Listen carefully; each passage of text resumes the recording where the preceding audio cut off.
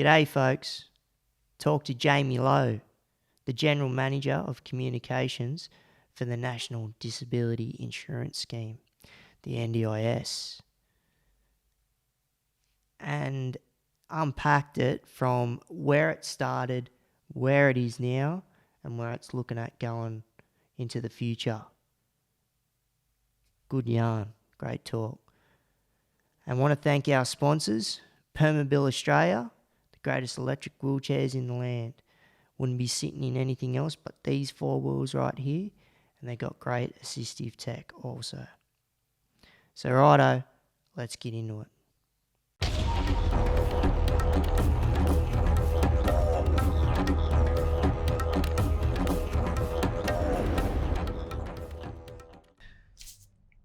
Hi Jamie, how are you? Oh, hi Jake, I'm great. Thanks a lot for, sitting down and having a yarn with us about the National Disability Insurance Scheme. Second biggest reform in Australia. Oh, you stole my key line. That's quite right. It is the second biggest social reform since Medicare. Yeah. And it's really, really important. So I'm always glad to have the chance to sit down and have a chat about the NDIS because it's important. And I like talking about it and sharing the experience with others. That's great. And just want to jump into first before we talk about the actual scheme, just about yourself and your role within the NDIA and how that all works. Yeah.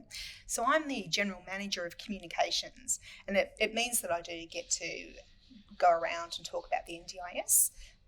My team's also responsible for producing a lot of the documents, the website material, and a lot of the information that people, it's often their first exposure to the NDIS is material that my team has produced.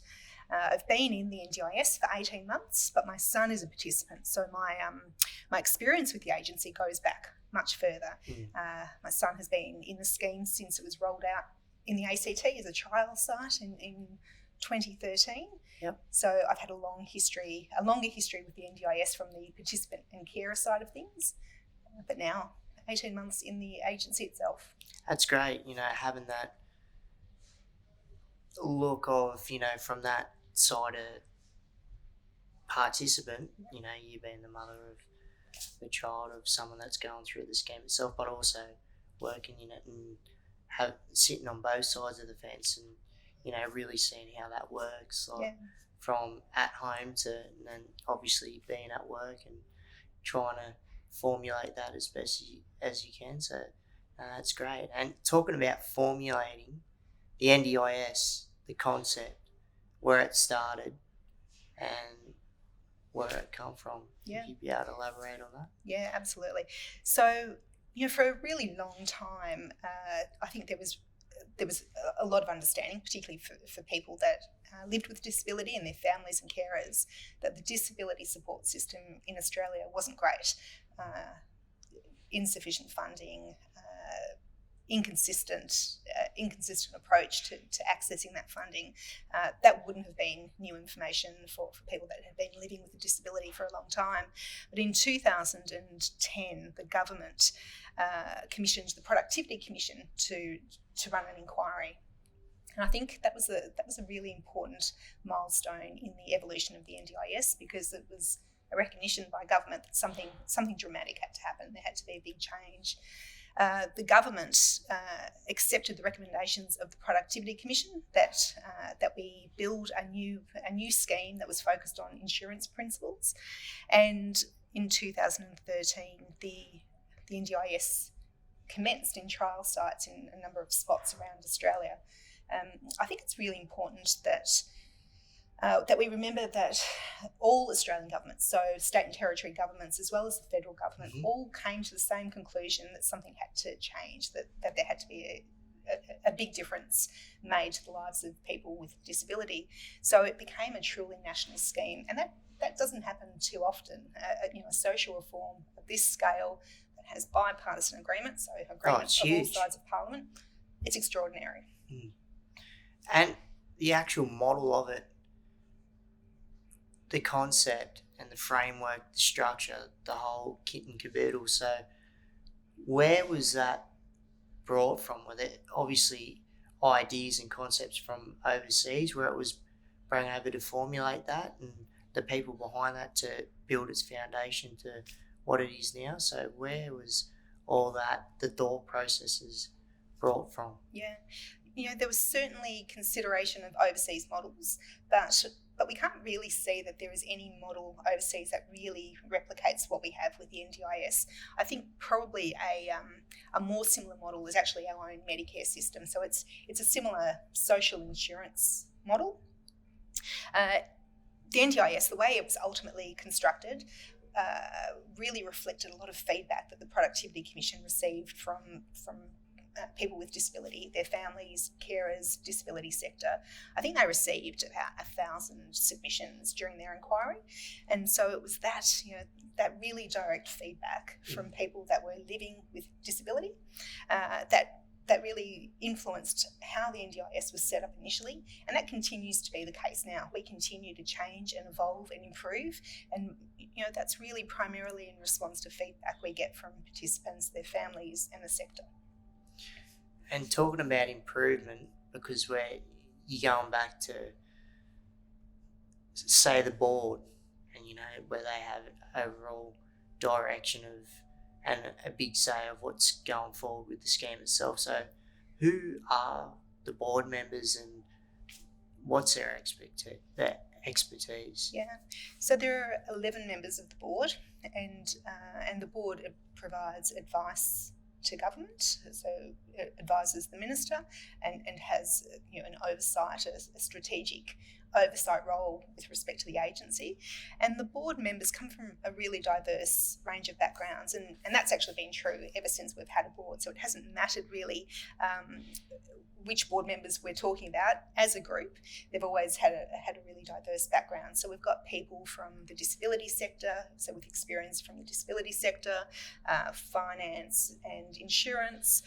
We have members of the board that have disability themselves or are carers of people with disability. So the background's really diverse, and I think that's what you would expect from a board that's required to cast a pretty critical eye over the work we're doing and give independent advice to government about how we're tracking. Yeah, it's great having that, all the different facets of, where it is people with lived experience, or like yourself, or if it's someone that has a child with disability, and all the other different people with different expertise, or if it's got to do with health or professionals, where it's doctors or whatever it may be that are in the disability sector, or just know or have a good foundation of where the scheme should go, expertise wise. So that's critical. And talking about critical, so you got the Standing Council on Disability Reform and the Independent Advisory Council. So apart from the minister, with the other two bodies made up, so you have a few of the people within these two bodies, they do have people with lived experience of disability too, yeah? Yeah, that's right. So the Standing Council of Disability Ministers is a meeting, or it's a grouping of ministers from the states and territories, as well as the federal minister, who have responsibility for disability. And so they come from a range of backgrounds, in the same way that you would expect politicians or ministers to represent a variety of backgrounds. The Independent Advisory Committee, though, it's required that the committee have members, that at least half the members have disability themselves. That's good. Yeah, and that at least 2 members are carers and have caring responsibilities. Yeah, and then right. there are some other requirements that providers and people that deliver disability services are also represented on that committee. So the IAC, an independent committee that provides advice to board primarily, has a really strong spread of people that have lived experience of disability. So with the IAC and with the minister and some of the other constituents, so when you're talking about the legislation with the scheme itself, so there's still room for change as this rolls out, because I know to pass bills it can be a little bit tricky depending on what it is and why, but is there continuous improvement in that sector as well? So in terms of improvement of the legislation, yeah. So that there absolutely is. Since the legislation was put in place in 2013, there's been tweaking and improvement. There's been some modest adjustments to the legislation to reflect how it's all unfolding in reality. Most of the improvements that we make to the system don't actually require legislative change. They require changes to our own rules and processes. But at the moment, there is a big legislative reform project going on. So in August, government announced that there would be a complete review of the NDIS Act with a particular focus on how the participant experience can be improved and embedded in the legislation with a view to building to the participant service guarantee, which will eventually be in the legislation. So that's great. Yeah, it's fantastic. And anyone listening to your podcast, I'd encourage them to check out the Department of Social Services website, because there is consultation going on at the moment. And so if they have views about how the legislation might need to be changed or what that participant service guarantee should look like, there's lots of ways that they can be involved in that. Yeah, that's great. And where are we at now? Like with the rollout of the scheme, like in all the different states and territories, I know in New South Wales and SA, like the majority of that's all rolled out, the scheme itself. And coming off the back of the rollout with the key pathway priorities, where do they lie now? Yeah. So in terms of where we are now, there are over 300,000 participants in the scheme, and that's pretty extraordinary when you think we've really only been operating at full scheme since 2016. That is huge. So we're now in every state and territory, and in every part of every state and territory except for Christmas and Cocos Island. So there's really only a small part left to go. That's very minute. That's right. So we've got we've got a lot of participants in. There's still more to go. We're thinking we will probably get to about 500,000 in the next five years. So there's still 500,000. Yeah, so there's still 200,000 people out there that we either haven't come across yet, or perhaps don't even have a disability yet. The scheme is there and available for people that acquire a disability in their lifetime. So we think we'll probably get to about 500,000 in 5 years. At the same time that we're building and building a national scheme, we're improving and reforming what we have in place at the moment. And you spoke about pathways, and I think the focus for pathways, I'm seeing probably three focus areas. The first is around early childhood, early intervention. We've made a number of really significant changes in the last few months to streamline and speed up that process so that kids can get access to the scheme and get the support they need early on. That's very important. It's very important. I mean, it's the basic principle really for an insurance scheme that if you can invest early in a person's life, the outcomes that you may be able to deliver down the track, it's potentially it's extraordinary. Children being able to participate at school. Yeah. If we can set them up to be able to fully participate in their lives, that's such a good investment. Yeah. So early childhood, I think the other area is around complex pathways, where people have a number of disabilities and are in a particularly complex situation. Streamlining that process so that they don't need to access supports in a variety of ways, but pulling it all together to streamline that process for them. Yeah. And the other big focus area, I would say, is psychosocial pathways. And for similar reasons, often people with a psychosocial disability are accessing the health system and a range of systems. Like that can be tricky, when it comes to the psychosocial, but also the complex pathways. Yeah. Because when you're looking at invisible disabilities and just the diagnosis and what falls in health or what falls in disability, and just trying to make that the best outcome for that participant in the disability realm, but trying to have health involved as well. So. Yeah, I think that's really true about invisible disabilities. I think there are its own challenges that come along with that. I often talk to my staff and my team and my colleagues about the fact that when you live with disability, either yourself or you're caring for someone with disability, every decision that you make in your life requires 10 times more decisions. Where to go out, when you're travelling. Every decision requires just so much more thinking and planning ahead. And I turn up to work and I've made 20 decisions about how best to support my son to get into school. Anything we can do to make that decision-making process simpler and more straightforward for our participants, and particularly those participants that have quite complex needs, that should be our primary focus. That's great. Yeah, because personally I've been involved with kids going through the Koori court system, and where you got in New South Wales, 73% of the kids that are coming through the correctional facilities that are Aboriginal and Torres Strait Islander have some sort of disability, which is mainly cognitive, intellectual or mental.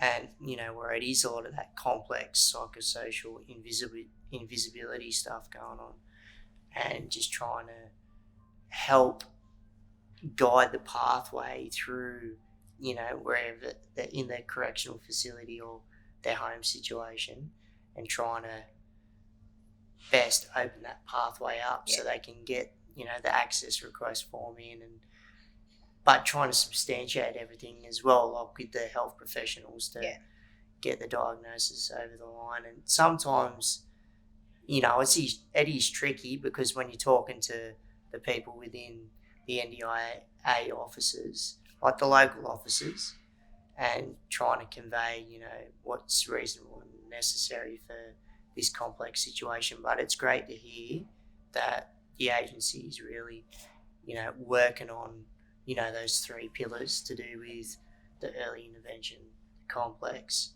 and the psychosocial. I think that's huge, very important, and I'm glad to hear that. Yeah, good. Yeah. I think when anyone's experiencing, they're having to deal with multiple government agencies and at different levels, it's tricky to navigate. It's why NDIS is really important, and why I find it particularly extraordinary, because it's a partnership between the Commonwealth and the states and territories. So there are lots of services that the states and territories will always provide to people with disability in the same way they've provided to anyone else living in a particular state or territory. So health, education, transport. The more we can do to make the interface with that and the NDIS clearer, I think that's really important. And in the last few weeks, there's been a lot more, there's been some clarity around the interface between NDIS and disability-related health supports, for example. And when I first saw that was being done, I just thought, this is a game changer for people that have to navigate the hospital system and get questioned about whether they're a participant and what does NDIS fund and what should the hospital fund. Having that clarity is just really important. That's great. Yeah. And with the education also. So yes. So does the agency sit down with some of the heads of education and health also, and try and formulate sort of with the participant who's going to fund what, and who steps in and who steps away, and who owns that space, like for the certain individuals that meet that criteria? Yeah. So even developing the policy, that was us sitting down with the states and territories and with the heads of health departments, and navigating that and working out how can we explain it in a way that's really clear for people. That being said, there's still going to be people that have exceptional cases or particularly unique cases that may not fall neatly into a particular policy description. And in that case, it's really important that the NDIS and its state officers work really closely with the health or justice or education areas within the state to get the very best possible outcome for the participant. That needs to be what we focus on at all times. Yeah. And this is a tricky one.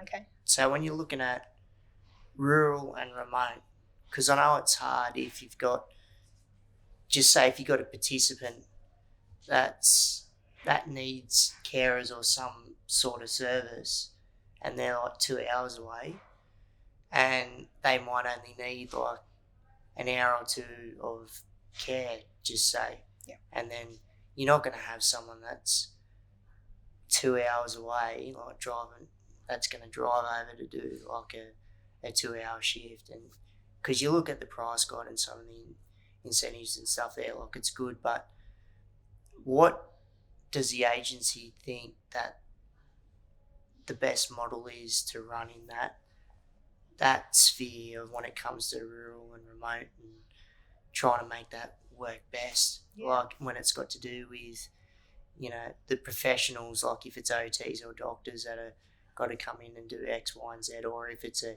caring agency or whoever it may be. If it's in not just Aboriginal and Torres Strait Island communities that are way out, but just in rural and remote in general. Yeah. So the starting point is that any NDIS participant, so anyone eligible for NDIS support, is entitled to receive the support they need to achieve their goals. Now, that's easy to say, and then in practice, we know that there are challenges with delivering those supports to people that live in rural and remote areas, and that's always been true for government, any government service being delivered in a rural or remote area. It's a bit of a challenge. So we're trying to be creative and work out how do we create incentives for people to want to set themselves up in those areas or to travel to those areas to provide services.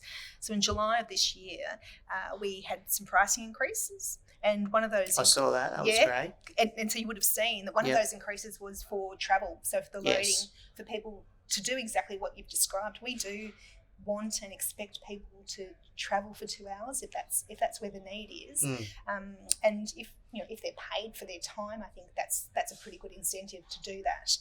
And if perhaps that there are a number of people that they can deliver a service to in that area, I think that would be an incentive too.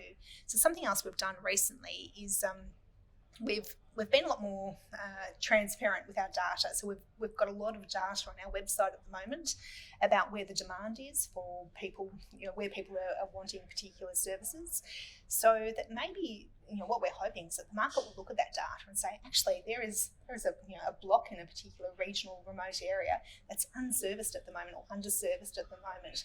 It would make good business sense to perhaps travel out there weekly or set ourselves up. Yeah. So we're trying to put a lot more information out there in the public to encourage that market to build itself, because the NDIS is around, hopefully, forever. That's my expectation. And so, there are business opportunities for people that are clever. Yeah, absolutely. You can see it growing in that space, and like where you are having the price increase, to have those incentives for folk to, to have an outlook and, try and have a holistic approach too, where, might be a provider that does do X, Y, and Z, like of the different registration groups, where if it's got to do with COS or plan management or OT, or where they might provide all of that, so they can go in and have a look at a collective of, if you've got the data and you can see hotspots of where that people can go out and drive for 2 hours to do that person, and then just up the road they got the next person. And, they can sort of tick the boxes in that way. That does make sense. Yeah, but that being said, it is tricky. I'm certainly not saying we've got it nailed. There's a way to go. Yeah, there's quite a way to go. But we, our starting position is that people that live in rural and remote areas should have access to these services if that's what they need, and so we're working out how to make that happen. Yeah, that's great. Yeah.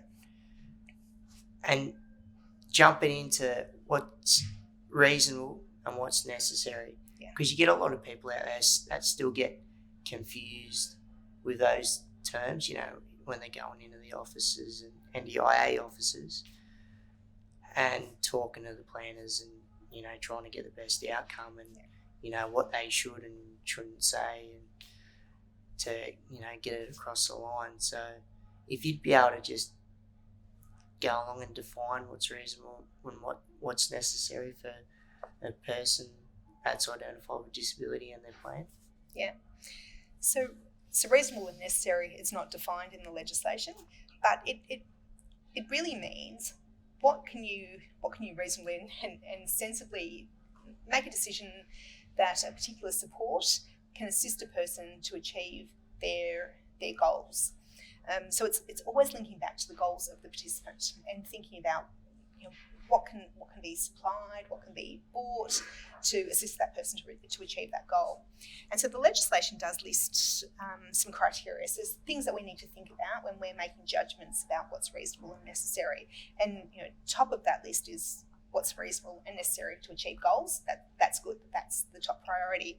Some other things to think about is whether it's a support that NDIS should fund, or whether it's a support that states and territories are still required to provide.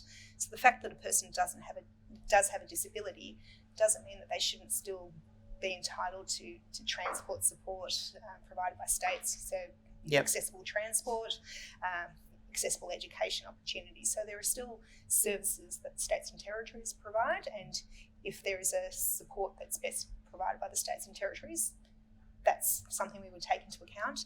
Something else we take into account is whether the support or service that's being sought is actually something that people, that families provide to one another, that carers provide, just because they're members of a family. There are some things, just a lot of informal support. Exactly, Like that's right. So there are a range of things that are taken into account. It's not defined. That's probably where some of the confusion lies. It might almost be easier sometimes to have a description. Yeah, because there's a lot of grey areas still, even though you got black and white and boxes have got to be ticked, there's still grey in between here and there that need to be.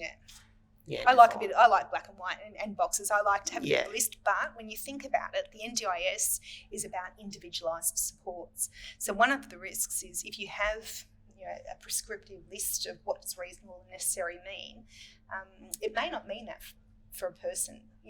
We look at the individual, we look at their individual needs, and reasonable and necessary may be different in different circumstances. So it's a bit of a toss-up between being so prescriptive that everyone has complete understanding but may not be able to fit into that box. I think that's the risk. That's it. Because when you're looking at the spectrum of all the different disabilities, and like if you've got, say with myself, like you've got I'm a C5, C6 incomplete quadriplegic, but the next C5, C6 incomplete quadriplegic is going to have different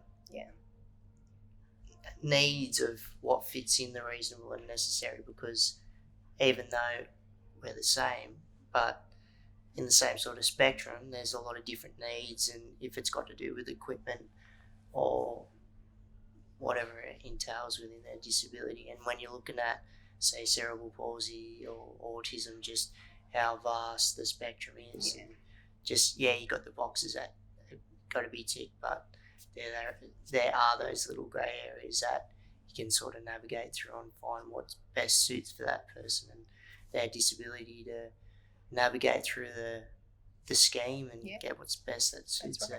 And that's why the scheme isn't dependent on diagnosis. So you don't get your funding support based on diagnosis, because there is such a spectrum. So any diagnosis doesn't tell you anything about the individual, and that's why a plan is very individualised. It involves a planner sitting down with the individual and talking about their particular circumstances, the informal supports that they already have in place, what their hopes and aspirations are. What a surprise that a person with a disability, the same disability as another person, they're unique. I think it's a beautiful thing that the scheme acknowledges that everyone is unique. That's right. And with individuality, when you're talking about the different types of plans and how they're managed, so when you're looking at agency managed, plan managed, and self-managed, if you don't mind just explaining, what they are and what does the agency think that suits best, like for the agency itself, and just how it works, if the load's a bit too much on the agency, like taking on a lot of the planning, or just what best suits from the agency when it's got to do with those three different pillars. So the reason we have the three different types of management arrangements, plan management, is because everyone is unique, and we're happy for people to pick whatever arrangement suits them best. And it may be that over a period of time you may be you may be plan managed for a while, or you may be agency managed. Your plan may be agency managed, but as your confidence builds, you may actually choose to move into self-management. But then your circumstances may change again, and you may choose to flip between the three, and that's okay.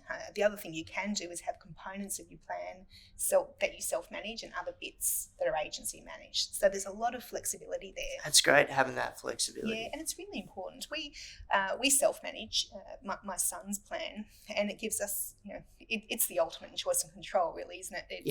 It's entirely. Well, that's what the scheme's about. It's what the scheme's about. Yeah. It does, it means that we can choose our providers. We can negotiate prices with our providers. We book and pay for them ourselves, but there is a bit of administration that goes with that.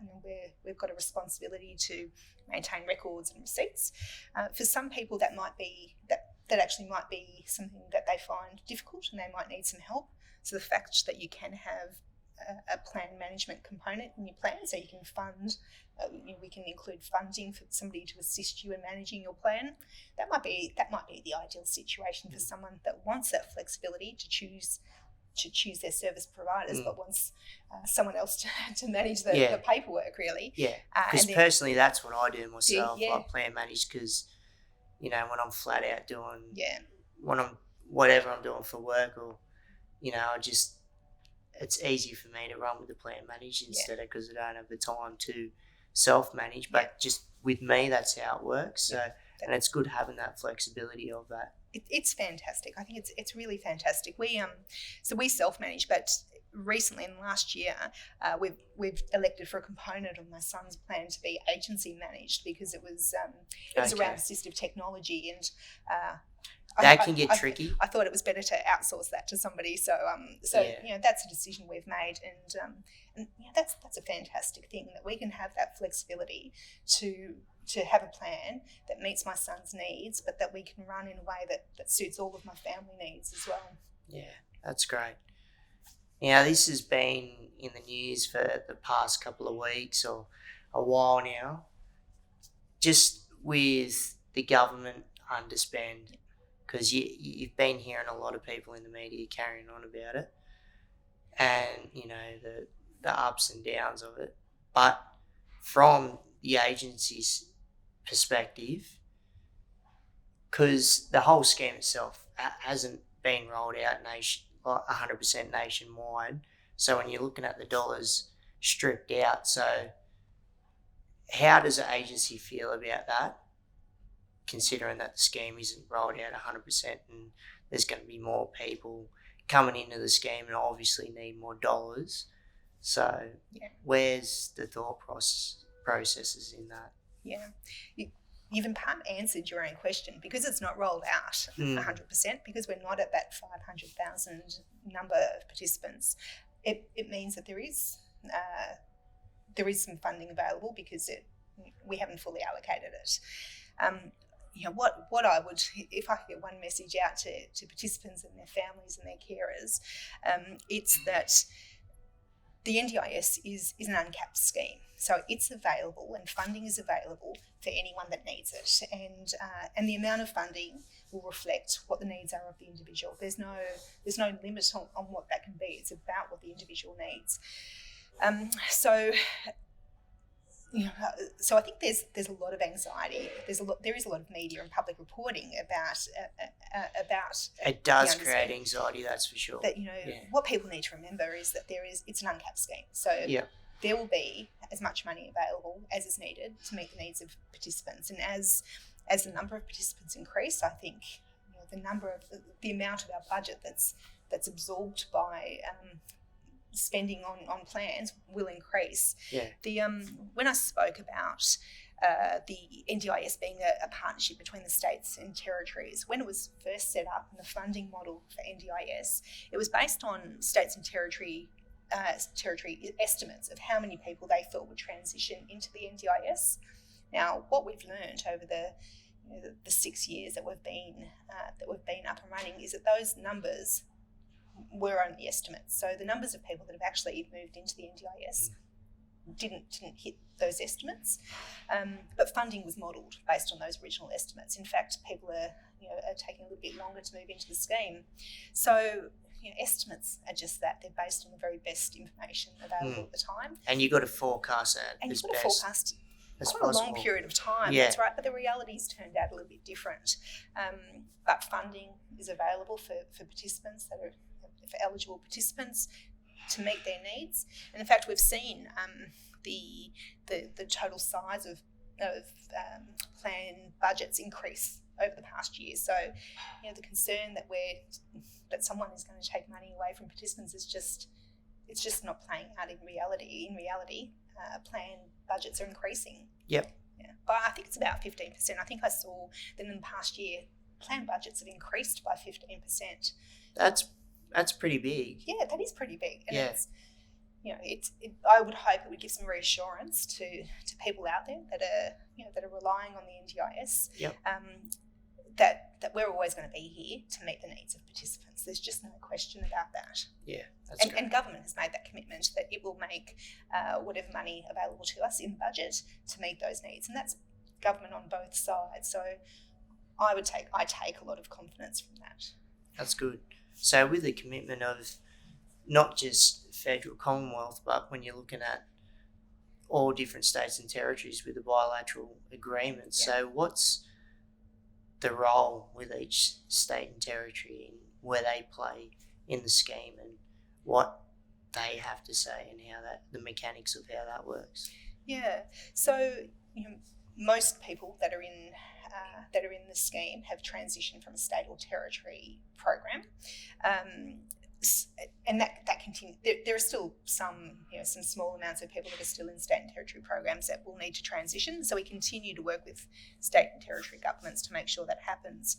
I think where we're increasingly working with states and territories now is to identify who are those people that have never been in a state or territory scheme, either because they're young or because they've just never accessed state or territory supports. How do we find them? So they're that hard to reach community that perhaps they're Indigenous from Indigenous communities, perhaps they're rural and remote and aren't aware of the NDIS. Perhaps they're from non-English speaking backgrounds. There's a range of reasons why people have been difficult to access. Yeah. Increasingly, that's where we're working with the states and territories to work out how to access those people primarily through targeted communication. So we communicate about the NDIS in different languages. And just seeing the cultural aspects and needs of absolutely. How to approach, absolutely. Aboriginal or Torres Strait Islander communities, or some of the communities that are urban and don't speak English, and how to best fit that cultural need to get what's best for that person or community. Yeah, spot on. We've recently announced, or government's recently announced, that they would expand what they call a Community Connectors program. Okay. So that's about formalising arrangements between the NDIS and organisations that are already working within communities. So they're not necessarily disability sector organisations, but there are other organisations that have a great community presence. We need to work more with them to make sure we can access people that have been hard to reach up until now. Okay. Yeah. And with accessing people, like people with disability, what's the current percentage when you're looking at the NDIA, people with disability that work within the agency? Yep. And is the agency looking at trying to elevate that number and trying to make it the scheme a little bit easier for people with disability to work, maybe for the agency, or if it's a part of someone's plan, if they want to get into the disability sector, if it's through the agency or whatever it may be, to get amongst that? Because you always see government trying to, if it's people with disability or Aboriginality, to try and elevate those numbers. Look, yes to all of your questions, really. There are about 12% of NDIS employees or staff that identify as having disability. That's higher than average for government organisations. That's good, because I think it's usually I think average is 5%. Yeah, I think it's much lower. Like 3 to 5%. Yeah, I think that's right. So 12%, and that's people that are declaring that they have, identifying that they have a disability. Then, of course, you have a much bigger group of people, and I fall into that category of people that have very personal experience with disability. So a carer of someone with a disability, family member, there are large amounts of people in the agency that have that experience. That being said, there's more that can be done to make sure that people that work in the NDIS have a good understanding of disability and different disability types. So even the fact that I have an experience of a particular disability with my son doesn't mean I'm... Because it's still lived experience at the end of the day. It doesn't... It's lived experience, that's right. right. If you've got the disability or that's like right. yourself with your child that has a disability. Right. Yeah, that's right. But even then, it doesn't mean I necessarily understand what it might be like for somebody that has a visual impairment or some other. So there's a lot that we need to do to make sure everyone has an increased understanding of a range of disability types. And we've been working with Dana to build some educational materials to make sure that our planners in particular, but all of our staff have better understanding, better knowledge about disability types. But we could be doing more to recruit more people with that lived experience of disability. And I think over the coming weeks and months, you'll see that there'll be quite an effort to make sure that happens. We should be employing more people with lived experience of disability, and there'll be a concerted effort to make sure we do that. Yeah, that's great. The NDIS Quality Safeguards Commission. Yes. It's still pretty fresh, the actual commission itself. Yeah. So who are they and what's their role and how does it intertwine with the agency and the scheme? Yeah, so they're an independent agency, and that independence is really important. So they're not part of the NDIS, they're a separate entity, and their role is to monitor, to regulate NDIS providers. So ensuring that the service being delivered by providers is of an appropriate standard and is delivered in a way that is respectful and suitable to the needs of their clients. They do that by investigating, but they also have a bigger proactive role around educating people and ensuring that there is a good understanding amongst providers of standards of service delivery. So they've got a really big educational piece as well as an investigative role as well. So anyone that had a concern about a provider, either about the quality of the service they have provided or the way in which they've provided the service, could contact the NDIS Commission and make a complaint or seek some advice about how best to navigate that. So it's a really important, safeguard. We want participants to be informed consumers, to be empowered and informed consumers. And I think having something like the Commission, who is there regulating providers, it is a really important safeguard. The Commission is now available. It's a must. It's a must, of course, yeah, absolutely. It's available in every state and territory except for Western Australia, and they're coming on board next year. Okay. So, like us, they'll be a truly national scheme. Yeah. And ILC, information linkage and capacity. So what is ILC and the benefits to providers or individuals, participants for the scheme, and how that can benefit the overall service provision and participants that are within the scheme itself? Yeah. I often think about ILC as being the means by which we reach potentially all Australians. It's a means by which we might be able to achieve a far more inclusive Australia. So ILC, there are a range of grants rounds that are aimed at different things. One of the most recent ones was aimed at improving national information and educational products. Now, that has benefit for participants. So if we're getting better products out there, that has benefit for participants. But I like to think too that, the broader Australian public, who on a day-to-day basis don't necessarily think about disability because they're not experiencing it in their life, the more they hear about the NDIS, the experience of participants and the really extraordinary outcomes that participants are achieving, that's combined, that's going to create a more inclusive Australia. And I think there's benefits for participants, of course, to be living in an Australia that is more informed, is more accessible, But there's benefits for the broader Australian community of just having that understanding, some empathy and inclusivity. When you create an inclusive space, it's not just inclusive for people with disability. Yeah. There are other flow-on benefits. The elderly, as we've got people, an ageing population, so Yes. a more inclusive Australia is going to benefit people that will never be participants. There's a lot of potential out there. There is. I think it's quite an extraordinary program, and it's an investment in an inclusive Australia. Yeah, and that's what we want. Inclusive Australia, holistic approach. Yeah, and that's how we want to see and view the NDIA. Yeah, pushing the scheme out there. Yeah, and pushing the scheme out there, and the overall message from the NDIA.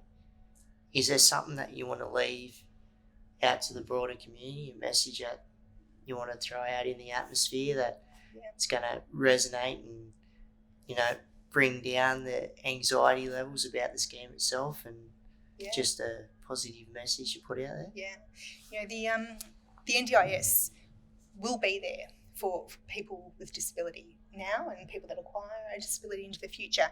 And that's an extraordinary thing, that safety net that we don't see anywhere else in the world, knowing that Australia has made a decision to invest in supporting people with disability. It gives me immense pride as an Australian, not just as a parent of a child with a disability. The key message there is that funding will be available to support people that need the support to achieve their aims and objectives, their goals and objectives. And I think that's something that we should be celebrating. There is a way to go. So there is a way to go. But that was also true for Medicare. Medicare's been around for 40 years and people are still talking about how to improve it.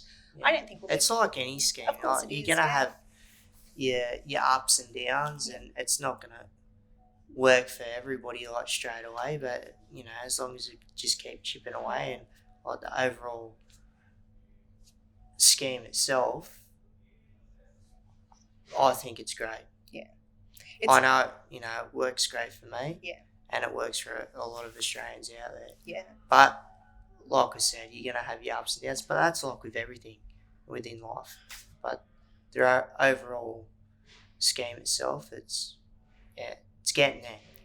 It's absolutely getting there. We know that 90% of our participants say that their experience with the scheme is good or very good. That means that there's 10% for whom that's not the experience, and even that 90%, there is room for improvement for them too. But we're committed to continuous improvement. I don't think we'll ever get to 100%. We're never going to sit back and say our job's done. We're at the point of perfection. As the scheme continues to evolve, as our experience with the scheme continues, we're going to learn more. We're going to adjust and adapt. And I think that's what the Australian public would expect of us, a commitment to continuous improvement. That's great.